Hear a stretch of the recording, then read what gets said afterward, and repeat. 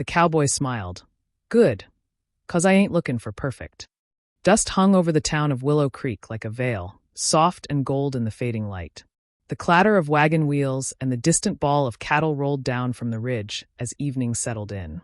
Inside the little feed store by the rail crossing, June Harper counted coins and tried not to listen to the laughter spilling from the saloon across the street. She'd worked the counter since her father passed, keeping the books, measuring grain, and minding a bell that rarely rang. Folks in town were polite enough, but that was all. Quick smiles, short words, eyes that slid away.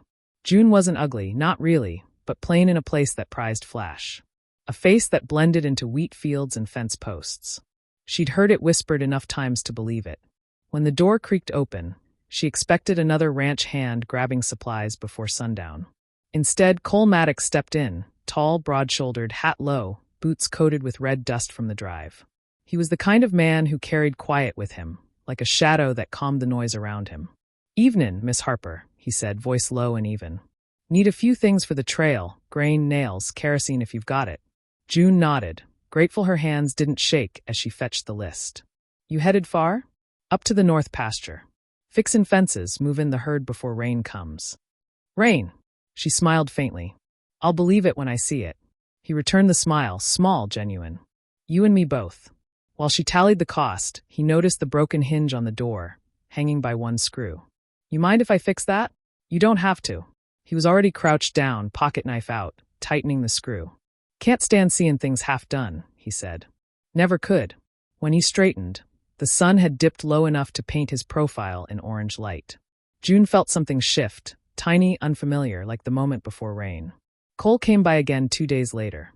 Then again the next week. Always some errand. Rope, oil, a new shovel handle. But he lingered longer each time, helping restock the shelves or mend a board. June started keeping an extra pot of coffee warm. Most folks in Willow Creek noticed. The women at the mercantile whispered that Cole Maddox, the most eligible rancher this side of the river, had taken a liking to that plain store girl. June pretended not to hear, though sometimes the words settled heavy.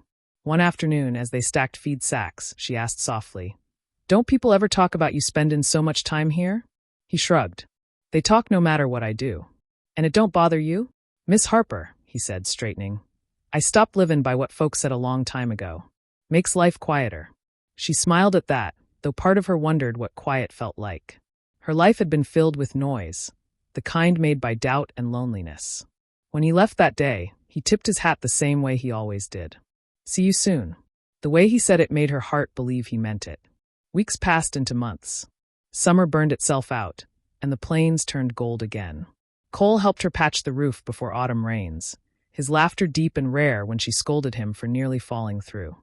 Sometimes they talked about nothing, the weather, the herd, the stubbornness of mules. Other times they said nothing at all, and it was enough. But nights were hardest. Alone in the quiet, June would remember the whispers and the mirror in her small room. Calloused hands, freckles, hair that never stayed neat. A woman past 25 with no family left and little future beyond the feed store. So when Cole stayed late one evening and found her sweeping by lamplight, she blurted the truth she'd kept locked away. "Cole," she said, voice barely a whisper, "I ain't good enough for a man like you." He paused, resting the broom handle against the wall, studying her face as if he'd known those words were coming. "Good," he said after a moment, a half-smile tugging at his mouth. "'Cause I ain't looking for perfect." June blinked, unsure if she'd heard right. He stepped closer, the lantern glow catching the edge of his hat. "Perfect don't fix fences. Perfect don't stay when the wind gets mean. Honest does. Kind does. That's what I'm looking for." Her throat tightened. "You don't mean that." "I do," he said simply. "And if you don't believe me, give me a chance to prove it." From then on, he did. Slowly, gently, without a grand word spoken. When her wagon axle broke, he mended it before she woke. When her roof leaked again, he was there before the first drop hit the floor. He never made a show of it, never asked for thanks. In return, June found herself waiting for the sound of his boots on the porch. She cooked too much supper, just in case he stopped by. She caught herself humming when she swept the floor. The town began to talk louder, but she didn't flinch anymore. Maybe it was because every time she looked at Cole, she saw a man who didn't care about gossip or polish, only truth. One evening, as harvest approached, he invited her to his ranch for supper. I don't have much, he said, but it's quiet. You might like that. She hesitated, then nodded. The ranch sat on a rise overlooking the valley. His house was plain pine, clean but lived in. A single chair sat on the porch, so he brought out another for her. They ate stew and cornbread, the air cool with the smell of hay. Fireflies blinked in the grass. You built all this yourself? She asked. With my brother before he passed. I'm sorry. He nodded, eyes distant. Ain't your fault. Some things just end sooner than they ought. They sat quiet a while. Then he said, This place used to feel empty. Not so much now. June felt the warmth rise in her chest. Guess it's all in how you fill it. As the seasons turned, so did the town's opinion. Folks saw the way Cole looked at her. Steady, proud, and the whispers lost their bite. Children waved when she rode past. Women who once ignored her asked advice about stitching or stock feed. One cold evening, Cole rode to the store after closing.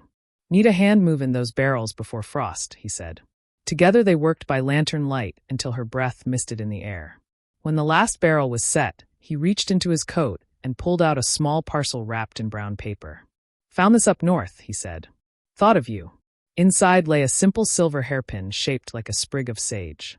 June stared at it. Cole, I can't take this. You can, he said softly. Ain't about fancy, remember? It's about honest. She felt tears sting her eyes. Why me?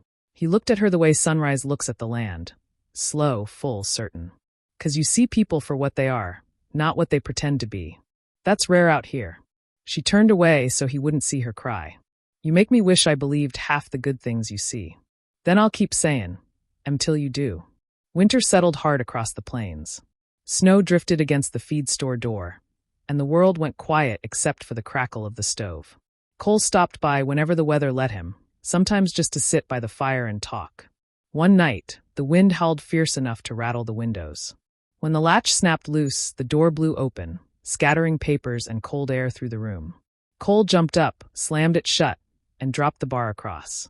Reckon I'll stay till it eases, he said, shaking snow from his coat. June smiled. Wouldn't have it any other way.